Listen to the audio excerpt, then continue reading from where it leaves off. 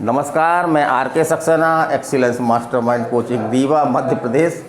और मेरी ये जीके जीएस की क्लास है। वनडे एग्ज़ाम कोई भी हो सबके लिए उपयोगी है, तो उसको देखें और उसका लाभ उठाएं। आज हमारा टॉपिक है भारतीय अर्थव्यवस्था अर्थात इंडियन इकोनॉमी। महत्वपूर्ण सब्जेक्ट है, आंकड़ेबाजी है, बच्चे लोग इससे घबराते हैं। तो आज हमारी क्लास जो है वो चौथी है। यहीं पे खड़ा करेंगे सामने ला करके, सीधे बैठो प्रिया। तो आज हम आपको एक बहुत ही महत्वपूर्ण टॉपिक उठाया हमने, वो उठाया है नीति आयोग। तो नीति आयोग से एग्ज़ाम कोई भी हो इससे क्वेश्चन बनते हैं। तो किस तरह के इससे क्वेश्चन बन सकते हैं उसी को ध्यान में रखते हुए हमने केवल मुख्य बातों को इसमें अपने इस वीडियो में शामिल किया है। तो इसको आप देखें और इसका लाभ उठाएं। तो चलिए, आज हमारा टॉपिक है नीति आयोग।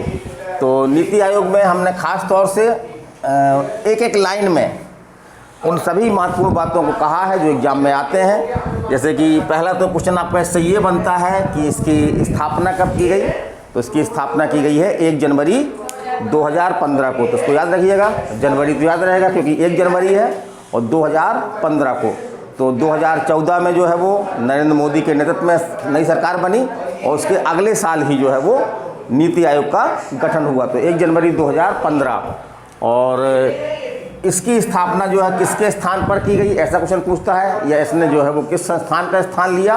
तो ये जो है योजना आयोग, बहुत महत्वपूर्ण संस्था थी ये, काफ़ी हमने इसको पढ़ा है। तो योजना आयोग के स्थान पर ही जो है नीति आयोग का गठन किया गया और योजना आयोग को जो है वो समाप्त कर दिया गया है और उसके स्थान किसने ले लिया है, अब नीति आयोग ने ले लिया है।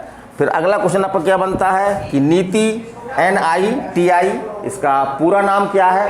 कई एग्जामों में आया है कि नीति NITI का पूरा नाम क्या है। चलिए हम देखते हैं, बहुत सिंपल नाम है। क्या नाम है? नेशनल। तो N से नेशनल, I से आपका क्या बनेगा? इंस्टीट्यूशन, और T से बनेगा ट्रांसफार्मिंग, और I से बनेगा आपका इंडिया। तो पूरा नाम क्या है? National institution for transforming India. या हिंदी बोलेंगे तो क्या बोलेंगे इसको? हिंदी में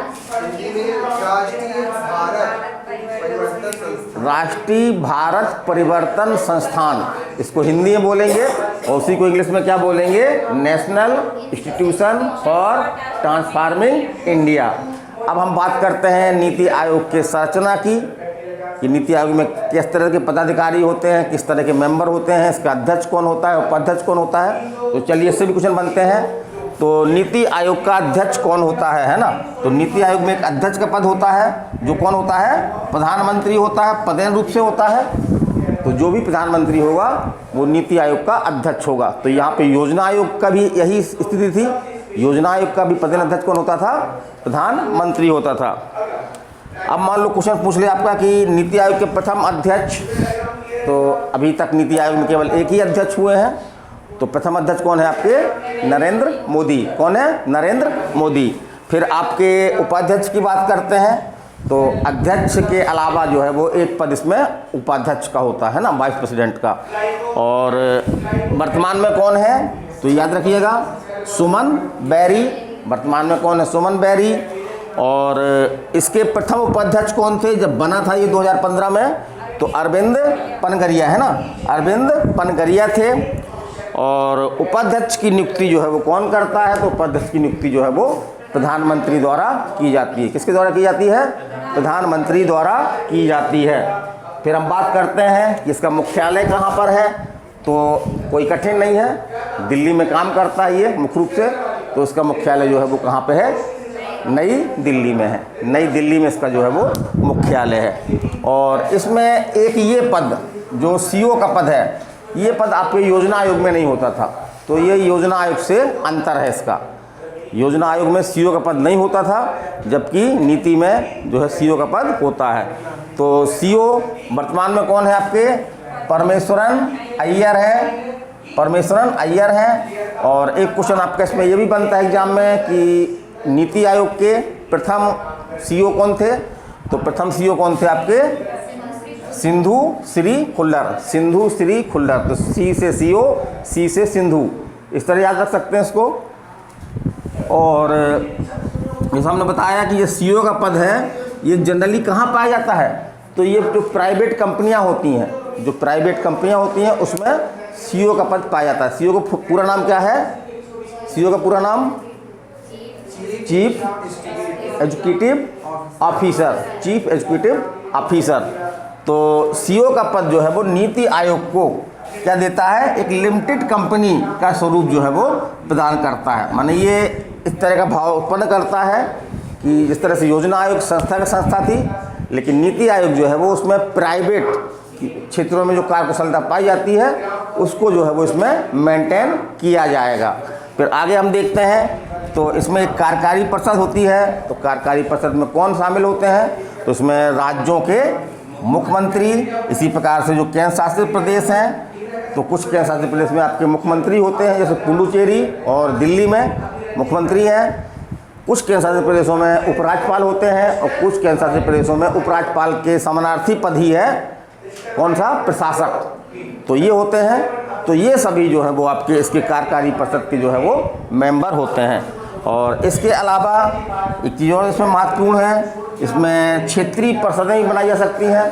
तो क्षेत्र विशेष में कोई मुद्दे हैं, कोई समस्या है, तो उसके संबंध में जो है वो क्षेत्रीय परिषदों का भी गठन किया जाता है, जो महत्वपूर्ण तकनीकी सलाह जो है वो देती हैं।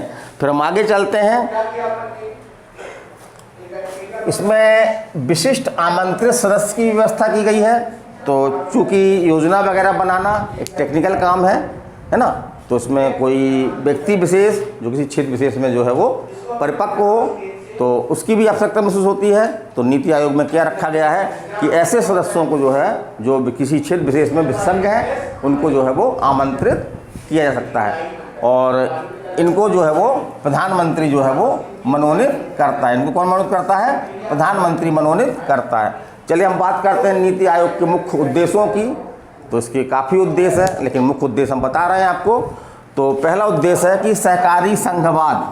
सहकारी संघवाद मतलब होता है कि मिलजुल करके काम करने की एक अवधारणा, मिलजुल करके काम करने की एक अवधारणा।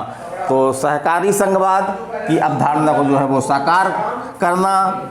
दूसरा उद्देश्य इसका कि सरकार को थिंक टैंक, ये बहुत महत्वपूर्ण शब्द है ना, ये थिंक टैंक नीति पर जो है वो काम करता है। ये जो नीति आयोग है वो थिंक टैंक नीति पर काम करता है। तो ये सरकार को थिंक टैंक के रूप में जो है वो क्या करता है? आवश्यक सलाह देता है। फिर केंद्र और राज्यों के बीच योजना निर्माण में जो है वो क्या करता है? ये समन्वय स्थापित करता है और विकास को जो है वो गति प्रदान करना इसका जो है मुख्य उद्देश्य है। चलिए हम आगे चलते हैं कि नीति आयोग विकास के लिए मुख्यतः जो है वो किस तरह काम करता है। तो जैसे हमने देखा था कि योजना आयोग क्या करता था? योजना आयोग जो है वो 5-5 वर्ष की पंचवर्षीय योजनाएं बनाता था। तो यहाँ पर कोई ऐसा फिक्स नहीं है, ये मुख्यतः 3 तरह से काम करता है। तो जो बड़े क्षेत्र हैं जिनमें टाइम लगता है तो उनके लिए 15 वर्षीय, दूसरे में 7 वर्षीय और 3 वर्षीय ये योजनाएं बनाता है और उनको जो है वो प्रभावी ढंग से लागू करवाने में महत्वपूर्ण भूमिका निभाता है। चलिए हम एक ये भी बता दें कि एक क्वेश्चन आपका एग्जाम में ये पूछा जाता है कि योजना आयोग और आपका नीति आयोग में क्या अंतर है ना, इसको क्यों स्थापित किया गया? तो जो मुख्य अंतर है, अंतर तो बहुत सारे हैं, जो मुख्य अंतर क्या है कि जो योजना आयोग था वहाँ पर योजनाएं जो है कहाँ से बनती थी? ऊपर से बनती थी, मतलब केंद्र से बनती थी। लेकिन जो नीति आयोग है इसमें योजनाएं कहाँ से बनती हैं? सबसे निचले स्तर यानी ग्राम स्तर से इसमें योजनाएं जो हैं वो बनती हैं। तो इसकी सफलता का एक मूल मंत्र ये भी कहा जा सकता है, निसंदेह रूप से अच्छे ढंग से काम कर रहा है, इसकी कई उपलब्धियां हैं। लेकिन यदि हम देखें, समीक्षा करें इसकी, तो अभी तक जिस उद्देश्यों से स्थापित किया गया है वो उद्देश्य अभी तक प्राप्त नहीं हो पाए हैं। तो मेरा ये नीति आयोग का वीडियो था, कैसा लगा आपको? लगभग मैंने उन सभी बातों को जो एग्ज़ाम में आती हैं शामिल करने का प्रयास किया है। तो चलिए आज हमारी क्लास ये होती है और हमारी क्लास ये तीसरी है। चौथी क्लास हमारी जो है वो कल होगी, उसको आप देखिएगा और उसका लाभ उठाइएगा। नमस्कार, धन्यवाद।